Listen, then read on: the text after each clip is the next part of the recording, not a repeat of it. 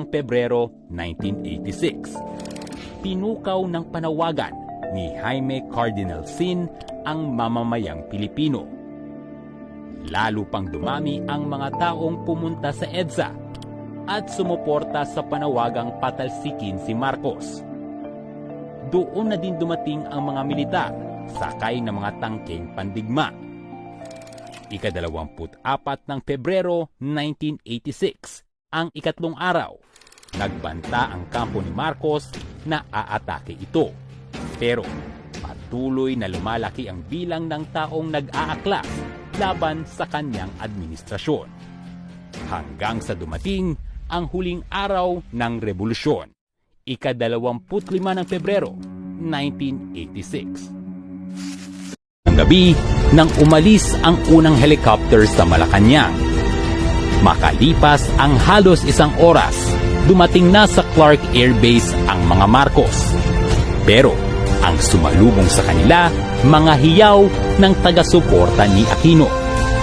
Bandang 9:52 ng gabi, inanunsyo sa radyo na tuluyan nang nilisan ng mga Marcos ang bansa. Pagkatapos nito, pinasok ng mga Pilipino ang Malacanang kung saan tumambad ang mga naiwang gamit ng mga Marcos. So we entered freely into the buildings and we were telling them not to touch the papers because those were important documents that could be proof of the malpractice. Sa puntong ito, kinumpirma ng bawat Pilipinong nagwagi ang demokrasya at tumatak sa kasaysayan ang people power.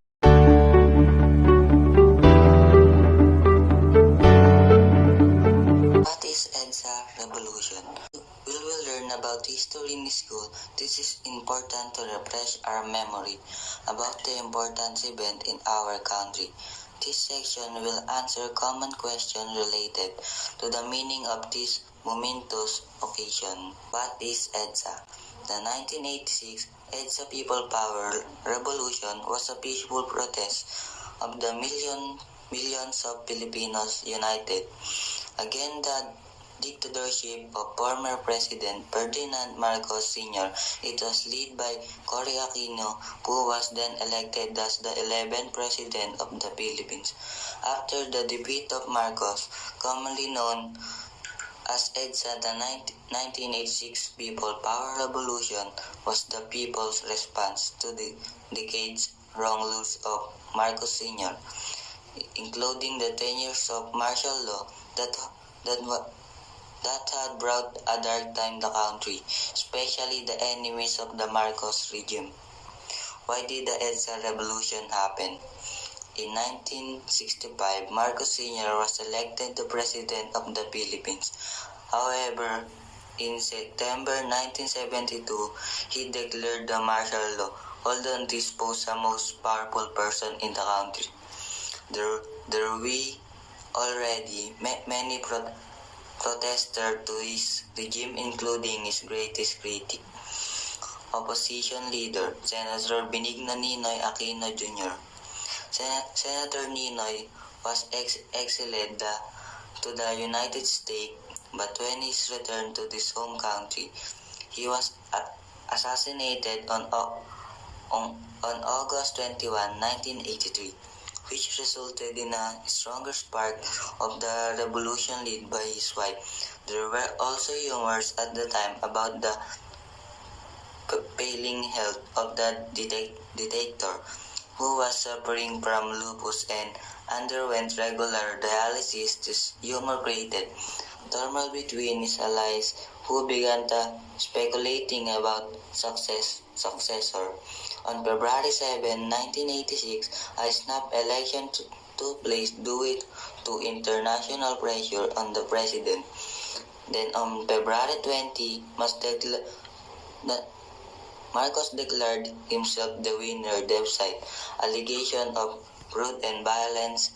However, this announcement was met with ire as the national movement of pre-election NAMPREL at the time disputed the result of the Commission on Election COMELEC.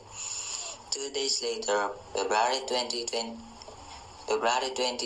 after the declaration of Marcos as the winner, Cory Aquino led a protest rally estimated to have gathered the millions of Filipinos in the attendance along Edsa. The Edsa People Power Revolution protest lasted for 4 days until February 25, 1986.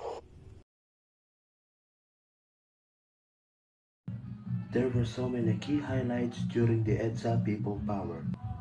Other than the events of the outside in Malacanang Palace, inside was also in turmoil. As on February 25, 1986, the candidates were voted as the president, first in history, and both supported by their inaugurated supporters. While Marcos was being sworn by the Chief Justice Ramon C. Aquino, the televised program transmitter line were cut off. On the evening of February 25, the Marcos and his family fled to Hawaii. This was after the President and his close allies, President Ronald Reagan, sent a letter through Senator Paul Laxalt that they will no longer back the Marcoses in the Philippines in Hawaii. So the Marcos family stayed in Hawaii until the death of President Ferdinand Marcos until 1989.